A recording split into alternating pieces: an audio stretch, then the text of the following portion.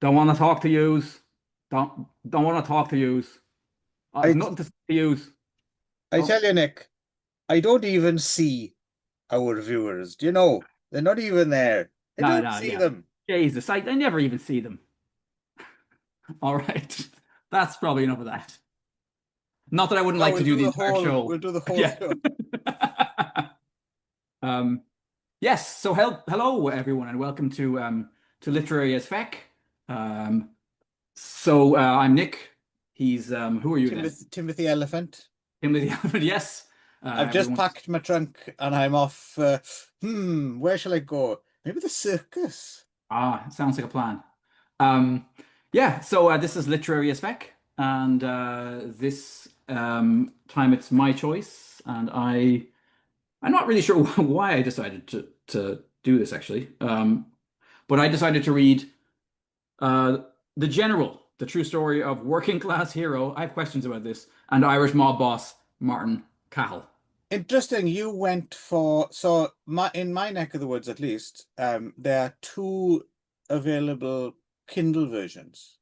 Okay. One which is yours, that one with that Hmm. classier cover, Right. which costs about $15 or something. Hmm.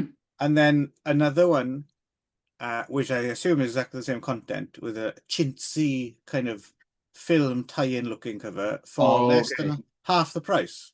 Whoa, shit. Okay. Yeah. I've been robbed. Well, which Yeah, well, makes it's there you go. Very right. apt. Um, yeah, so this was a hard read for me in some ways. Yeah, I have more questions about you and your reaction than I have than the book. I have I to say, I because thought just okay. to get it, I know you're going to a slight mea culpa about it, Mhm. maybe, but I was still puzzled.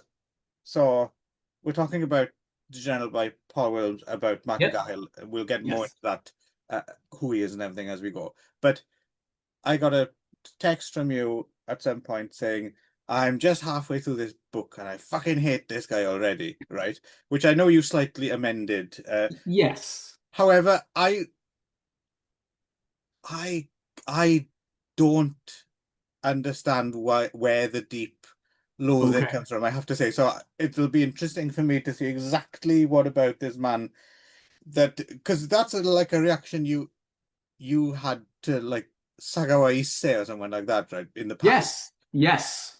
Yes. Which makes And a certain amount I, of sense. yeah, and I don't Uh, get that, but I'm wondering if it might be something to do with maybe I'm seeing it as a bit of an outsider, and you maybe are seeing it with a wider context of how he's viewed in Ireland or something like that. I don't know. That's the only thing I could think of, or that people like this or something like that, and in your that's maybe getting closer right, to yeah, yeah, yeah, the issue yeah, for yeah, sure for me. yeah. Yes. I think, and so as I said, yeah, mea culpa. I'm not going to.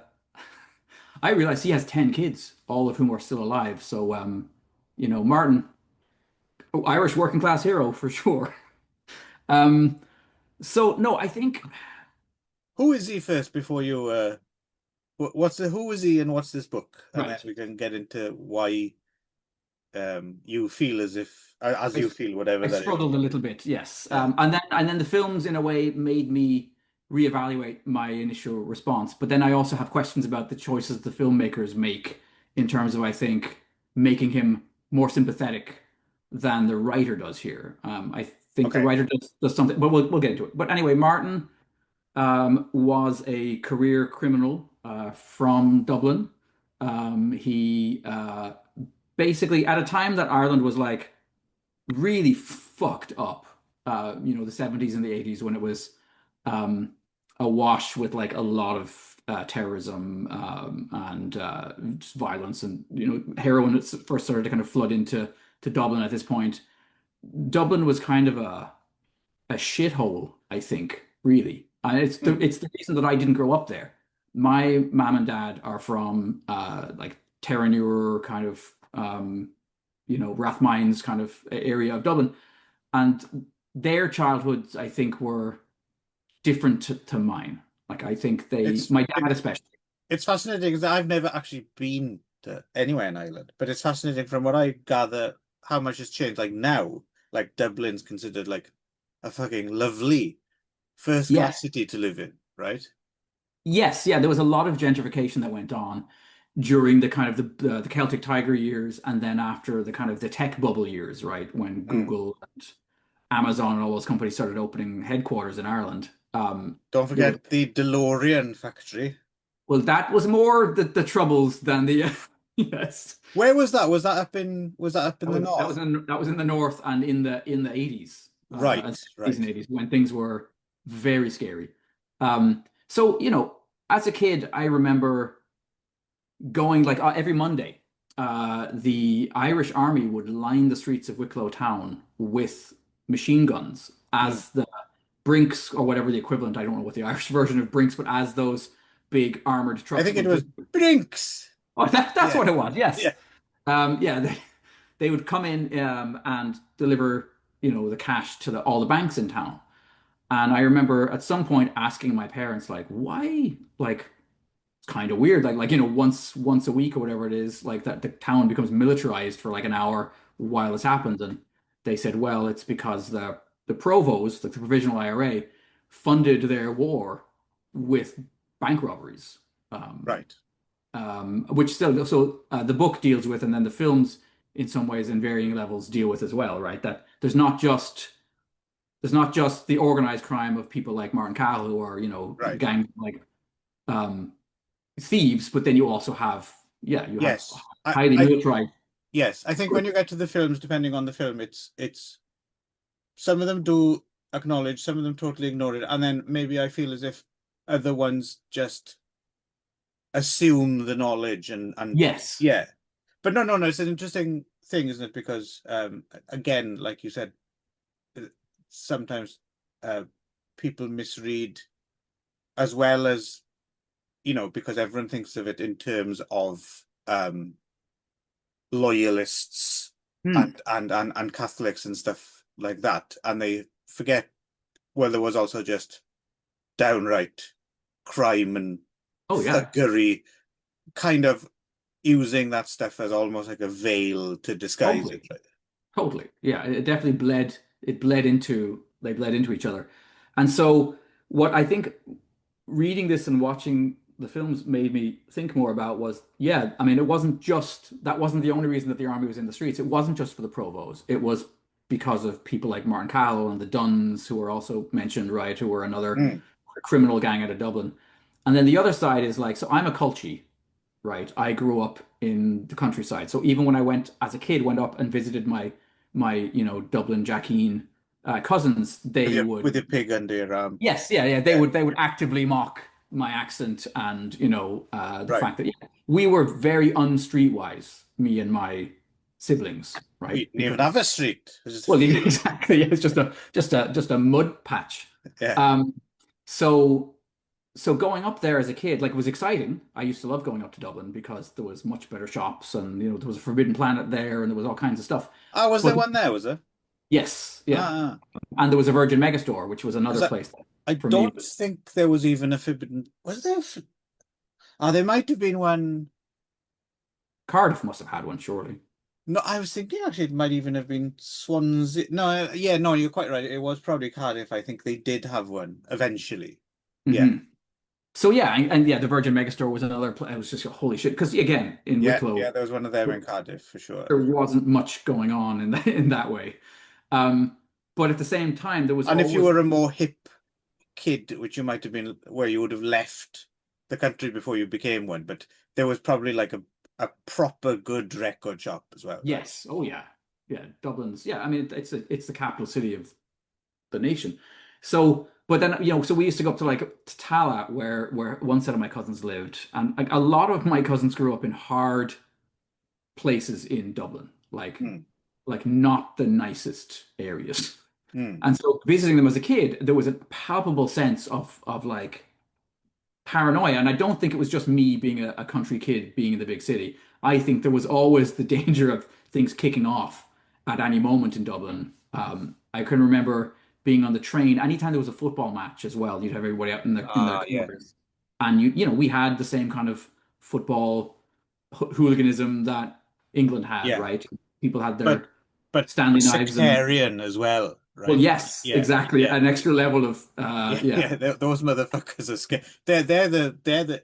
Remember when we read that Scully book? Yes. I seem to remember that sectarians. They're the ones who are like bringing frozen oranges and like bags full of piss and things to throw Yep. at. Hmm. Yeah. Yeah, so all of this is kind of in the air at the time. And yeah, I mean, I found Dublin a fairly scary place. And this book just brought it all back and then times it by 10. I started to get a sense of how much worse it might have actually been in Dublin than even I was aware of. I mean, you'd see burned out cars in parking lots. Wow. You'd see these kind of this. And again, we're not talking about Belfast. No, We're no, just no. talking about Dublin. Right. And so yeah, I think I actually called my mum up right after I finished the book to thank her for making the choice that her and my dad made to not raise us because the rest of my cousins were raised in Dublin, and I think for some of them their lives were definitely harder than mine. I mean, and then we left the country entirely, right? So I never got exposed to people pushing heroin on me and things like that, which definitely happened to, What you know, um people in my family. I'm assuming when you phoned your mum and said this out of the blue, you probably explained Yes, why. a So backstory. I was just Yes. kind of curious, did she or your father or anyone else in the family did have they read this book or seen the films or had thoughts on Martin Cahill or anything like that? No, but they were aware of him because again, I Well, I'm think sure they were. He obviously must have been a media sensation, right? yes. But I don't think that I was. So I think either somehow it just was, I You wasn't weren't a watching the media news. sensation, or you weren't aware of Martin No, I Cahill. wasn't aware of the Ah, of general. course you were a media Um, sensation. yeah, naturally, yeah. Yeah, I like was. just like we are now. Hmm. Yeah. Um, so, so I mean, I think that's a big part of it, and then like the way that this book is kind of sold, and the way that Martin is often sold is this idea of him as a working class hero. Mm, And I think maybe that's where I stumbled a bit because I had a hard time. I mean, it takes a lot to make me sympathetic to the police, right. right? With my anarchist background. And the films do an interesting job, I think, of unpicking that and then kind of making me far less sympathetic. I think a couple of the films show the Gardaí in a very negative light, Mm, and definitely kind of show this like almost this bringing down of both sides to this gutter right. Right. level, right? But I struggle in general, to be honest, with that phrase, working class hero. Like it's such yeah. a loaded term, Hmm. and very few people kind of I don't know, it's almost it's not it's almost oxymoronic to me because someone who would fit that category would hate that tag. Do you Yes. know what I mean? Yes. Yeah. Yeah, that makes sense. Um, so yeah, I mean, so I don't know if we want to go, I don't want to go through his entire life or whatever. Although I will say No, I did quote a few things. Um, I did yeah. One of the first things that jumped out to me, it probably not to you because you didn't grow up in Ireland, but it all began on the 23rd of May, 1949, when Agnes and Patrick Cahill had their second child, Martin Joseph. Patrick, a labourer who later became a lighthouse keeper, married Agnes Sheehan, a small, quiet-spoken woman, shortly after the end of World War II. Now, I don't know if you've met any Sheehans in your life, Clive, but I have to say never heard of them. they are They some of sound the like a right shower. they are some of the most disreputable feckers you could ever hope to meet. Right, And so right away I was like, okay, we know where we are. right. This guy's half a Sheehan. That's a problem. Later Scum of on, the earth. Later on, his lawyer, also a Sheehan, I noticed, or I should say his solicitor, as we would have in Ireland. Right. Um, yeah, interesting. And then his lifelong enemies, right? The Gardaí, you know that the Gardaí are the full name is the Gardaí Síochána, right? And that Right. Síochána is the Gaelic version of the name Sheehan. Ah, It means peace, right? So the Sheehan family crest, not that Martin here seems to have lived up to this side of his family, but it is actually a dove holding the little sprig, like the not a, biblical sprig. not a pigeon. No, it's not. It should be though.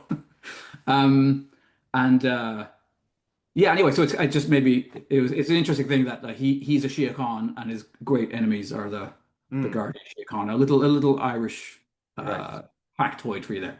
But Very good. anyway, no. Yeah, he stole a lot of stuff Yep. and uh, and caused like entire companies to go out of business. And The apart from that, on a more lighthearted note, the bit that I jumped out at me, I thought was quite amusing. That at some point he was thinking of hiding guns inside of all people Colm Tobin's house. Did you catch that?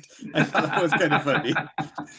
Yep, yep. I don't know if I'm And pronouncing then his name correctly, but yeah, no, I think so. yeah, The because that's just what I know of Colm Tobin is this. Yeah, I know he was a bit more of a kind of crusading journalist type hmm, at the time, rather than the more kind of I don't know. He's kind of I kind of think of him as a very uh extremely literary kind of hmm, figure, yeah. literati who you read in the London Review of Books and stuff like that, right? But just the thought of Van Gaal hiding a gun in his house, I find amusing for some reason. But Martin, I mean, so one of the things I mean that comes through loud and clear in the book actually is that a childhood of like kind of being a street courier and like more or less being hungry a lot of the time, right? I mean, it is kind of the childhood uh, of my uncles to a certain degree. Like my uncles all have they will not stop eating ice cream. If they have a chance to eat ice cream, ice cream will be eaten because I think they're all still suffering from this feeling of Right. scarcity from their childhoods that never ended. Like they're in their 70s now and they'll always order dessert because they can.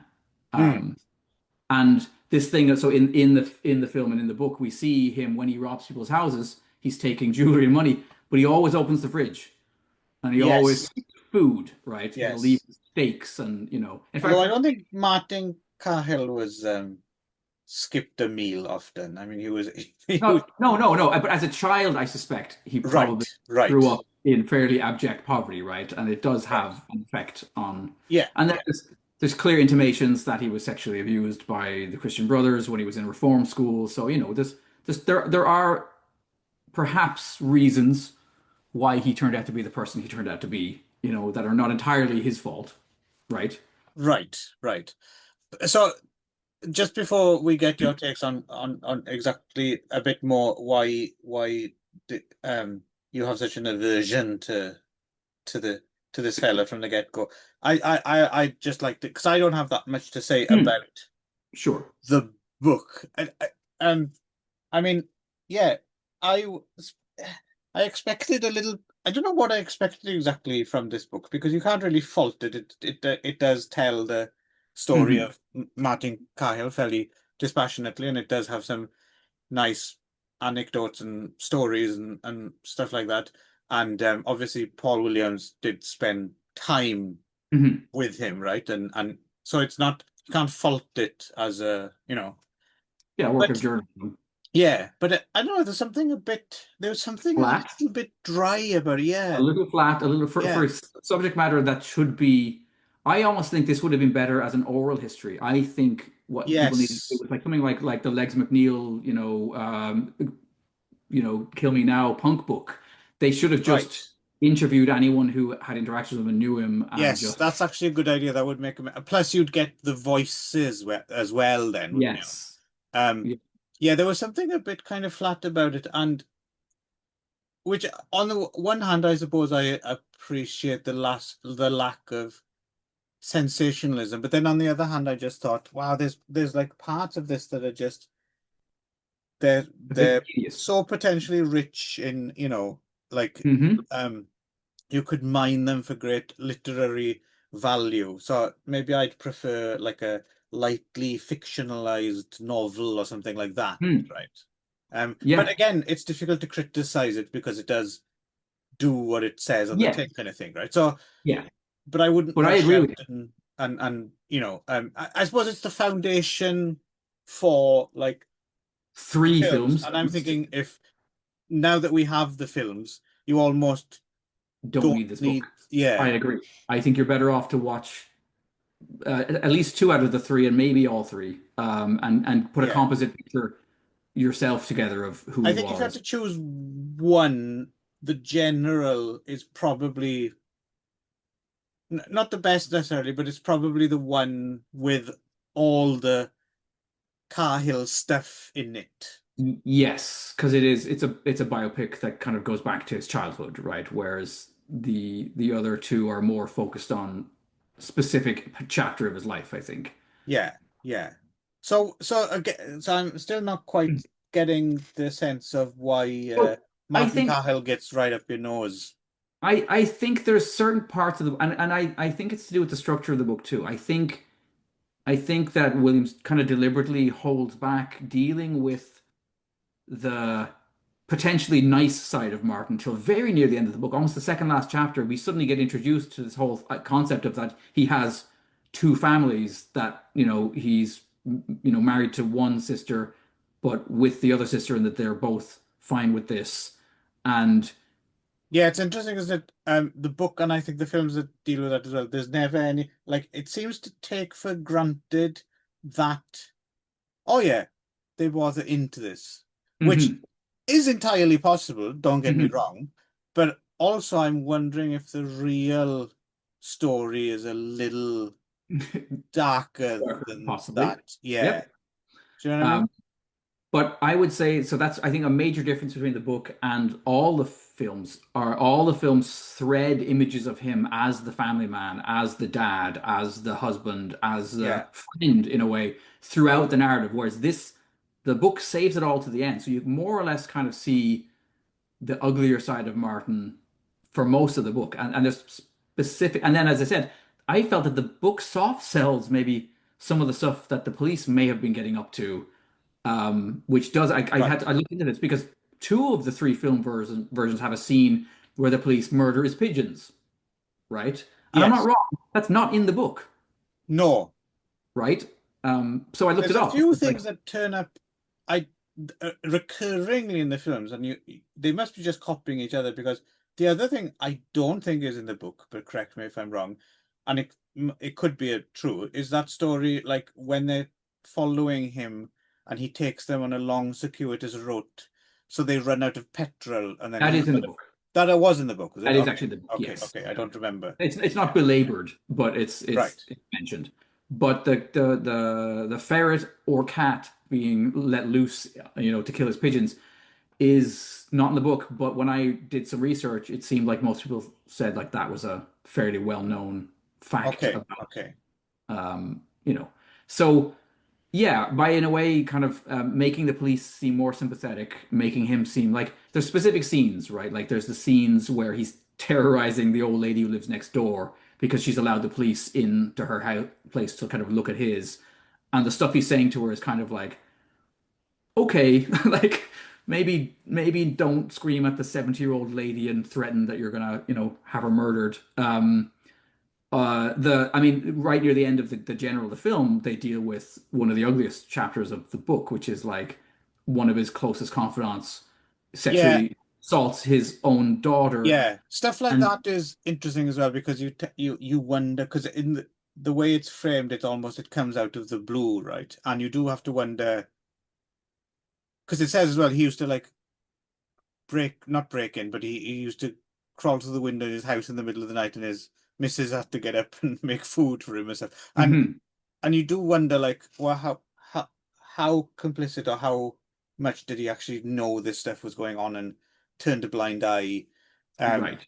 stuff like that. Yeah. And yeah, so And particularly in that case, because it's not, it'd be one thing if that happened, that's awful, and a friend of his did this terrible thing, but it's yeah, going to the family and threatening the 14-year-old daughter, basically, and her grandmother, and saying, if you go to the police and talk about right, this, right. she'll be out and there'll be consequences. You're kind of like, fuck off. Like that's, no, regardless of how dangerous it may have been for him or he felt it was for him, it's still, it's revolting, right? Yes, yes, yes. But I still don't really quite because even though I have my, if you just go by the character in the book, even from the beginning, before they, like you said, backload the sympathetic stuff, he Mhm. doesn't come across as, and I'm not saying this is the reality of it, I'm just saying Mhm. the way he's portrayed in the book, he, from the get-go, they don't really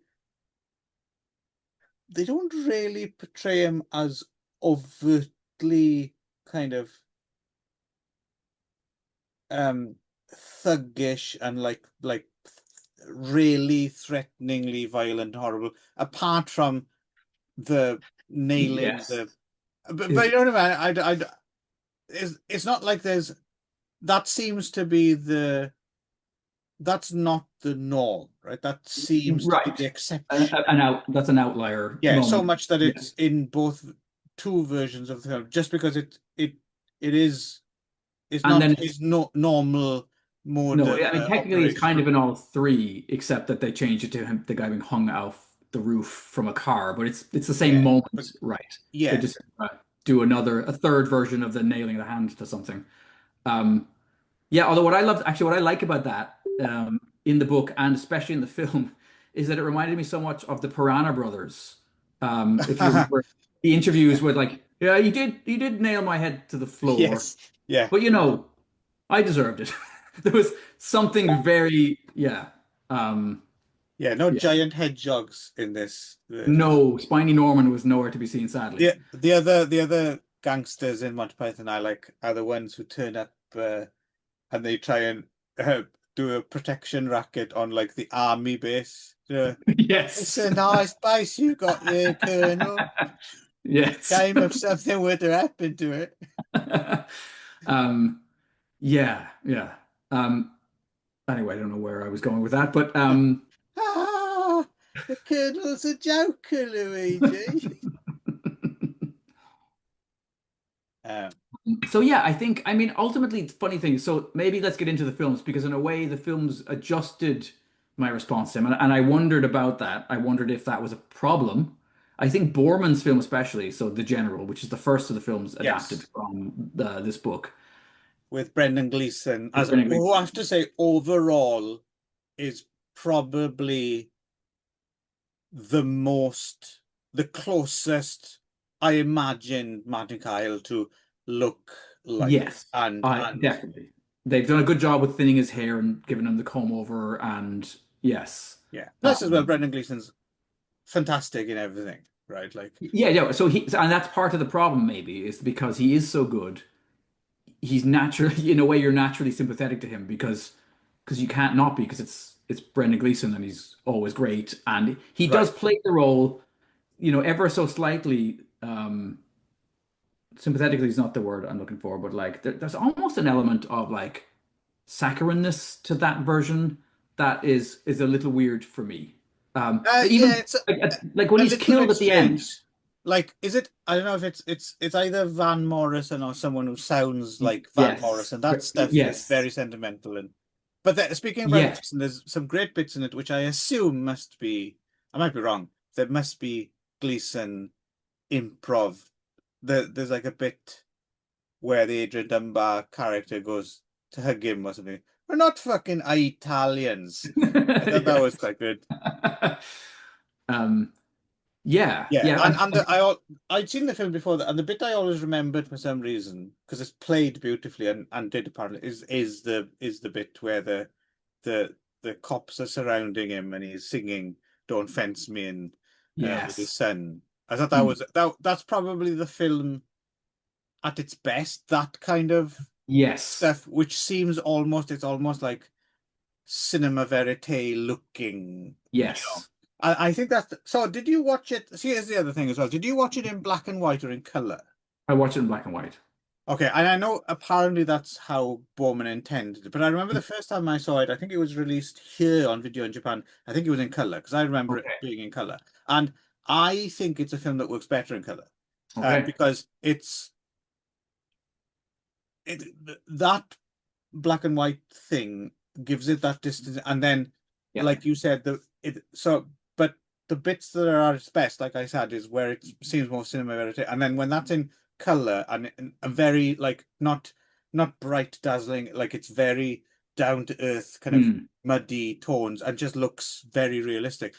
And that's when the film's at its best, I think. But like you said, it's mixed up with this, like it's half, it's like there's a dash of more than I remember, there's a dash of ordinary decent criminal in there, isn't it? Hmm. Like it's not to Yeah. that level of slick Hollywood stuff, but it's not quite the it's not quite the um closer to art house film that Hmm. I remembered it being. It's much slicker and more like a traditional crime film. Mm.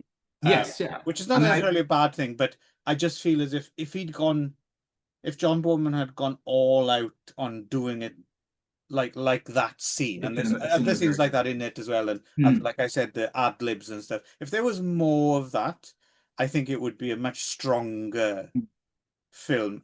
But because there's parts of it that are more dynamically cinematic, and the whole framing device when he's shot and then they go backwards, and I felt Which that was is like which is borrowed from the book, no, interestingly. but the way it's But done, yes, the reverse, yes, and I'm yeah. thinking, yeah, I don't want that in No, this film. I agree. That's fine if you're Kevin Spacey, but Hmm. when you're Brendan Gleeson and you're doing this kind of, you should not have any of that bollocks in it, I think. Yep. And then Yeah, it I would be agree. much stronger. So it's a weird, and I don't remember that from it. My memory of it from the time, I think because maybe in comparison with Ordinary Decent Criminal, it seems a lot more down to earth and, Hmm.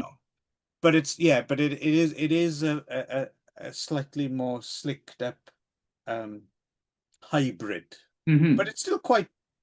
it's quite good. And I Yes. Brendan Gleeson's brilliant. He's fantastic, and most of the other actors are good. And actually, the two his two wives are. That's one thing I wondered about. Actually, if that's one of the reasons they went to black and white was so that people wouldn't mistake it for being a sequel to Commitments. Yes, yes, At a yes. certain point, having both of those girls be his wives, and then Gleason having the kind of thinning, combed over hair and being a heavier set guy, and he's younger, does bear a striking resemblance to the lead singer of Yes. the Commitments. And Yes, Maria Dolcon and Angela Ball, right? They're both yes, yeah, I was like, excellent. those moments where if you squinted, you might mistakenly think you were watching. I was like, there should have been probably a note and at the end, like, thanks to the casting person Right. from Alan Parker's The Commitments.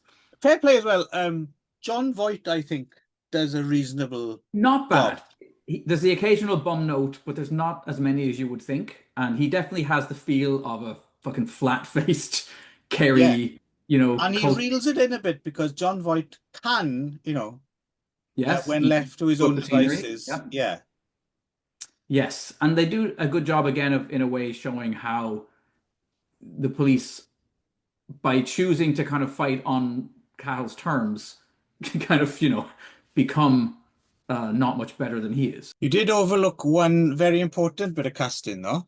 Okay. As the young Martin Cahill, Hmm. Eamon Owens, who had just been the butcher boy Oh, well, yeah, in okay. one of my very favorite. I love the butcher boy. I have not read the book nor seen the film, so it Oh was man, I think mean, I recommended for literary spec, but you said you were too well aware of both. yes, yes. Yeah, it would Don't make sense. don't. And to be honest with you, the book is good, Hmm. but you can go straight to the film is fantastic. Neil Jordan's The Butcher Boy, Well, and Eamon Owens is amazing in it. okay, No, it's a okay, truly I all love right. that film. Yeah. We'll definitely Me and the give it a missus go. watched that to bits when it was new. And Okay. we're renting it, copying it, and just watching it again and again and again. We both really like that film. It'd be interesting, actually. I haven't seen it like since, I don't think. So I'm wondering if it would, but at the time I thought it was fantastic. But your good wife finds Father Dougal attractive, which is still endlessly Yes, fascinating to me. yes, he's quite in your creepy terms, the cutie, as you would say. Uh, Mm. yes. So anyway, let's dispense with the one that I only watched half of, and that was largely because Linda Fiorentino and Kevin Well, we'll Spacey get said, we'll get to that. I've got a "Oh, few things to say. oh, okay, because that is the last. You're right, Yes, chronologically, the last one." So yes. my pick of the three is actually this one. Vicious Circle. Yes. Yes, no, I agree with you in terms of just I think a film that I enjoyed the most. This is so Ken Stott. Hmm. I Um think he's fantastic. I mean, he I think is he rivals. excellent. I think he rivals He doesn't look as much like Martin No, as as he Gleason does does. Rowan Atkinson. Exactly. Yes. But yeah, which is a bit distracting. But his He's like Mr. Bean gone bad, isn't he? very bad. Yeah. Yeah. His dub accent is flawless. I didn't catch Okay. a single bum I'm note. not qualified enough to say, but It's no, I it's others have said astonishing. that as well. Yeah. It's astonishing. Because he's And Scottish, isn't he? I think. he's Scottish. Yeah. Yeah. And then I think this is in a way um, like the Irish Wire. Like this is, I mean, it's only 90 minutes. So I mean, I Yeah. think it could have been if this was a It's a six episode TV BBC series. TV film, right? Yeah. I think what this one has that the other two don't have, even the general doesn't really have, apart from a few brief moments. What this has, it has the fear and it has the Yes. tension. Yes. It, Totally. like there's no real comedy in it at all. I mean, No. there's the odd little aside because Ken Stott is very good at, and Ken Stott's performance is like actually excellent. I mean, Yes. Brendan Gleeson gets the edge just because he just kind of looks like Matt Yes. Dial and not Yeah. Mr. B. But Yes. but Ken Stott is fantastic in this film, and this film definitely has. Yeah, the other two films But don't have harder, that it has harder palpable. edges. It Yeah, has harder and edges, but which it is just has that surprising. palpable era of that, which I'm sure must have been in the air at the time, Oh, right? totally. Yeah, yeah. It looks right. And the other funny thing is, of all of them, it's the most Euro crime. For me, there's parts of it where I was like, this feels like and something about the way the cops are freaking out. Like they might as well be Maurizio Merli, like the Gardaí version of Maurizio Merli, with their like, we need a flying squad to deal with it. We got to fight these guys on their own terms. At all, yeah, and yet without ever pushing it to that kind of level of parody that the Italian stuff sometimes goes to. Um, Yeah, no, it's a good crime film, and like from the yeah, get-go, and it's very propulsive, and there's even like quite a good car chase. there Again, though, is. like we said, they are th even in this version, they're a bit like I was quite surprised because of the three, this seemed like the grittiest. But Hmm. then again, they did include like this car chase chicken thing where a van goes in the river, Yes, and I don't think that's that happened. in the book, right? No, no, no. Um, and they all bodge the actual. I don't know how difficult it is to do this. They all bodge the actual assassination um Cahill, right? Like it's never quite in the right place, or it's Yes, never. I know it's never yes. someone who's Hmm. on. It's never a gunman on a motorcycle who gets off the motorcycle and shoots him and Yep, gets like it's all a little bit wrong, wrong. Yeah. and it doesn't matter really, but it just makes me wonder why didn't one of them just do it properly? Like, Yes, yes. are there reasons? Are there some logistic reasons you can't do it properly? It's strange. Yeah, that's a good question. I do also like the fact that, and again, I didn't watch enough of the last one to actually know this, but like, one of his most famous crimes was the stealing of a bunch of incredibly valuable paintings from the Bite collection in County Wicklow, where I grew up. In fact, he did two major robberies in County Wicklow. The other one being John Borman's Yes, house, John right? Boy The was gonna director say, of the General. forgot to mention Um, that. which is incredible. And he smashed the gold record for the soundtrack of Deliverance because it wasn't made of real gold. Right. Um, and then It was made of uses, wood or something, yeah, I think which they're is just, fitting for Deliverance, I think. yes, I think they're just regular records that they've spray painted gold. That's what a gold record is. Oh, oh, I because it think people looked aren't like aware. when you in whatever one it was, is it the Right. I General? think it's the general where It he looked like it smashed was a it. wood, yeah.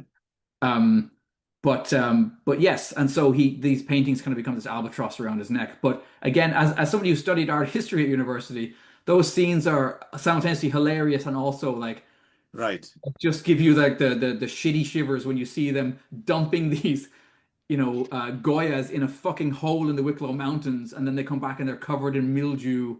And at one point he puts his foot accidentally through one of them, like, oh, there's an old master gone. Um, right.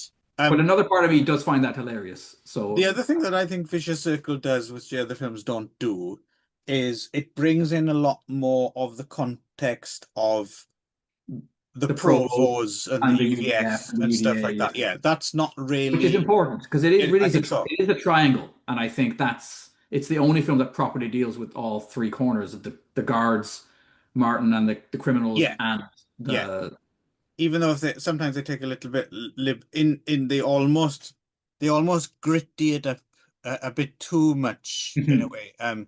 As directed by David Blair, written by this guy Kieran Prendeville, who was Yeah, the Tomorrow's World. huh? I think he had something to do with Tomorrow's World, I think. Or really, what I noticed was he created two shows. There's one called Roughnecks, Okay. about people who work on oil rigs, which I've never seen, but I've heard. But the other thing he created, very, very different from this, you maybe don't even remember this because it was after he got. There was a sitcom on BBC called Ballykiss Angel Oh yes, of course I about remember. an You know why I English know that? priest in, yes. Because it was shot in Wicklow Town, and it Ah, featured in fact, and yeah, 99% sure this is the one because there was a couple around this time. But no, yeah, it's the one that the main church that we see when he goes out from his little county parish, he goes to like the big city. It's fucking Wicklow Town, and it's okay. Wicklow Town's church. So I remember Yes. in Canada being surprised to see Was the that church. would that have been on PBS or something or? Yes, yeah, we definitely had it in Canada. Yeah. Ah, okay, okay. I don't remember. I don't think I even. I think it was one of those things. It was on like It was like I I might be wrong about this, but I'm thinking it might have been in the Sunday night last of the summer wine slot. Right. Yes. Yeah. It seems Hmm. similar in tone. Yeah. Yeah. And I Um, remember one of the chicks in it was like a tabloid sex symbol for a while or whatever. okay. But I don't know if I ever remember. I'm pretty sure I probably watched an episode and Hmm. was like, this is It's funny. not for me. Yeah. Yeah, This is no Father Ted. right. Um, Yeah. but actually, Speaking I'm going to of, say, hang on. yeah, you go ahead. Speaking of Father Ted, hang on, let me get 'Cause this straight. I need to do that too. So you speak of Father Ted and then I shall. Yeah, it always comes back to Father Ted. It Hang on, always will. It's the fucking which, Rosetta Stone of yeah, work culture. hang on, and just get, which film is this? Is this out? Is this? Yes, no, sorry, it's When We Get to Ordinary Decent Criminal is my Father Ted, although they all have Father Right. Ted connections. But this Also, is oh, go on. so I think this is a real life Father Ted connection. There's a bit quite near the end of the book that made me laugh out loud because if you've and we haven't talked too much about this, but this cat and mouse game, this like every time he's brought in, for example, to be questioned by the police, 70 or 80 cars are have their tires slashed, right? Or Yes, he goes up yes, to the Gardaí golf club with a fucking JCB and digs massive holes in golf like the course, yeah, greens and like so there's this constant kind of back and forth. And at some point you can feel, and I think that the film we just talked about really has that feeling of like we should just turn a blind eye and have this guy killed. The right, police get to the point where they're that frustrated. So this one detective who had known him for a long time expressed concern to Cahill that he did not seem very well. He was an ill man. The cop even advised him to go see a doctor. That seems so fucking Craggy Island. These 20 years right. of like hatred and and then oh Martin, you're looking terrible. Like, Yeah. like what? The other thing is I sent you the link and I was wondering if you remembered this because Vicious Circle also has that song Que Sera Sera used several Yes, times. thank you for And that. I had completely forgotten the was bird's that eye, something but from your childhood it though? came back Yes. instantly. I was like, Yeah, oh, so the thing I yeah, always remember is the Bird's Eye Steakhouse a version of that commercial on song. the advert. Yes. We hope it's chips, it's chips. We hope it's chips. It's oh you did oh good. I Oh was yeah, yeah. It unsure, was yeah. yeah. Thank you for that because With I Daniel Peacock is in it as well, I noticed. in Who was the in some comic strip stuff and right.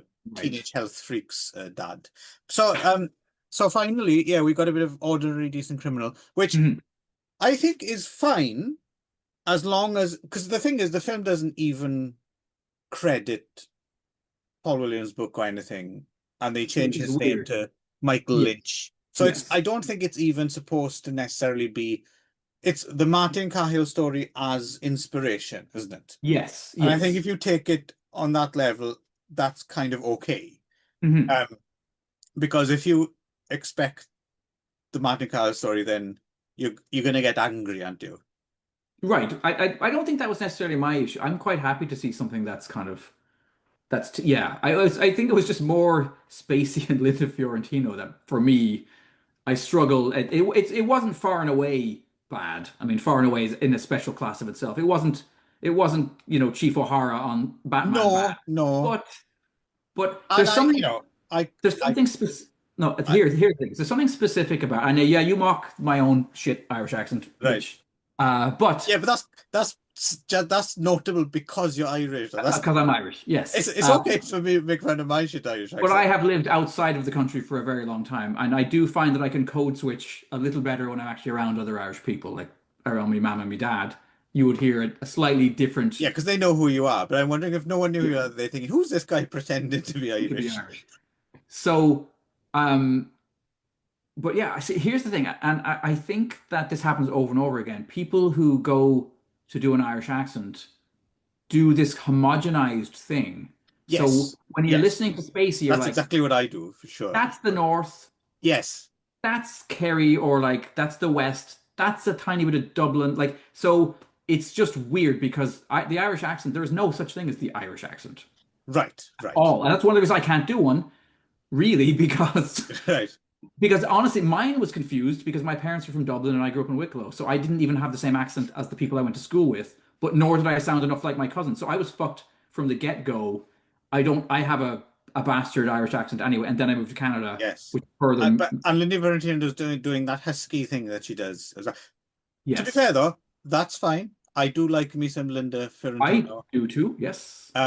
It's interesting that they sexed it up, didn't they? They cast rather than Maria Doyle and you Hmm. get Linda Fiorentino and Helen Baxendale, who was kind of a bit of a sex symbol in the UK, at least. I Mhm. don't think people knew who she was outside the UK. But I think Linda Fiorentino's kind of I get the sense as well, and knowing so she's quite famous for when she won the whatever award she did for The Last Seduction.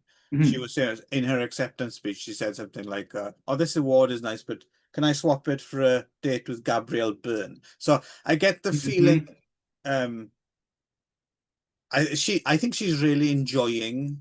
Yes, I I think agree. she And has a bit of a actually, fetish for the Irish. I think. she hits fewer bum notes than Spacey does. In fact, at the very beginning, I thought, holy shit, she's nailing it. But then, because they film things out of sequence, Yes. possibly those scenes were filmed later in the production, Yeah. and she really locked it in by that point. To be fair though, as well, she has less screen because I mean, she has a couple of scenes, but both her and Hannah Baxter are mostly relegated to just saying, "See you later then." Yes. Um, but yeah, but I'd forgotten just how sexy Linda Ferrantino, Hmm. Right. just like naturally sexy she I was, did right? like their version of the O'Connor's raid where they set the tent up inside the jewelry factory. Um, for whatever reason, that made me laugh. I don't Yeah, know that it's based on anything real, but it was good cinema. they do soft pedal as well. He doesn't nail anyone's hand. They make him much more No, likable, and they do the whole thing about the getting the stolen Caravaggio back to the. I was interested right, actually. The one weird thing they did in Vicious Circle as well was they did that whole sentimentalized thing with the Goya painting, and that was right. slightly strange. So yeah, Yes. so the father Ted connection you've all been waiting for. Hmm. Um, oh sorry, no, yeah, hang on. Am I done talking about Ordinary Decent Criminal?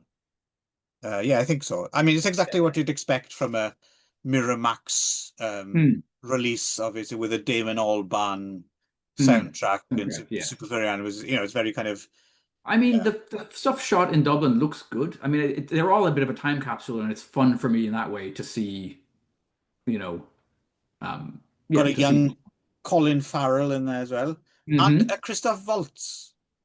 Yes, yeah, yeah. Kind of Some interesting. that's a But surprise. yeah, so here we go. So just to wind this up, there's a couple of other cinematic Martin Cahills out there. Mm, There's the film When the Sky Falls, which was about the Veronica Guerin yes. assassination. Pete Postlethwaite plays him. Okay, Um, that's an interesting choice. yeah, I remember that not Upbeat. being a very good film, unfortunately, Okay. despite it Mm, being by John Mackenzie of Long Good Friday fame. It's not very, but then it okay. was remade, wasn't it, with Kate Blanchett as the film Veronica Guerin. Monica. And in Yes. that version, this is the important Hmm. bit, which I've not seen. Hmm. Um, he's he's played by one Jerry O'Brien, Okay. who importantly in the episode Think Fast, Father Ted, Hmm. uh, he plays Father Billy O'Dwyer, who is the DJ priest who forgets his records. Oh, I might have one record out in the car, and he only has Ghost Town by the Specials. You remember this? And he Yes, just plays it again. over and over again. Yes. Yeah, so that's who plays him in Nice. Veronica Okay. Guerin. Yeah, Huh. it's one of my favorite Oh, episodes of House Set. and Clive, before we jump off, we have to jump off right now, but you yourself have played Oh Martin yes, Howell. I So can have. you just give us a 2 minute potted version of how that came to be and what you had to do to I get th if memory serves, so it's quite odd. So in Narita Airport of all places, hmm I think in the domestic flight, like you know the bit like before you go through the security gates, like the bit where the desks are for the Yes. Yeah. ticket desks and stuff. Weirdly enough, up like amongst like where you have restaurants and things, there's like I think it's like an event space or something, and I've been there like half a dozen times now, and they use it for filming stuff, Saiyans and stuff. And it's just an empty. It's when they do, sometimes they do Saiyans like very abstract, like just dark spaces with like, Right. so they're like the cheaper kind of hmm Saiyans. So yeah, we shot in this big dark room. We did. I think it was the art heist story. Right. And yes, I did play Martin Cahill. Of course, as usual, Sagan, I was told nothing. So until hmm about halfway through it, I realized, oh, this is the Martin Cahill story. hmm And then I started doing everything in a very broad, crap Irish accent, a bit like yours, Nick, Yeah. which would have been dubbed over in Japanese anyway. Anyway, I'm yeah. assuming I never saw it on air. It was, I think it came, I did it a few years ago. I think it was after I haven't had a TV for years. So Right. Did they give you a balaclava or anything to yes, wear? I did wear balaclava. Yeah, yeah. And I Nice. remember they had some paintings and stuff. And yeah, it's one of two times I have done Kevin Spacey roles in Saigens because Mhm. another Saigen for NHK, I did the story. You know that story about the the professor, the MIT professor who took some students to Las Vegas and they did like card counting Right. Yes. and when we did that, they very much wanted me to do the Kevin Spacey version of that Ah, character that he did okay. in the show. So there you go. Interesting. I'm your basically your Saigen Kevin Spacey And he's, minus the dodgy stuff, or at I least was not gonna say, yeah, yeah, didn't get yeah. out yet. Anyway, Yes. I got away with it so far. Hmm. All right. So with that, I think we'll let you go. And yeah, I think what we come down on is the book is fine if you really, I guess, want to know about the life of Martin Cowell. You may or may not want to know. But the films are all interesting in their own right. And I think they're probably I think you probably get a better composite Yeah, of him by watching the three yeah. films than I was kind of by surprised actually because I watched all three in one day and I was thinking, oh fuck, why have I done this to myself? boring. Yeah. This is going to be a tough, but actually they're all so different. It was actually quite interesting to watch them in a row. Yes. Yes. Yeah. Yeah. And even yeah, if they treat the same scene or the same moment, always in a different way, always, you know. Yeah. Anyway, all right. See Yeah. you next time. Right.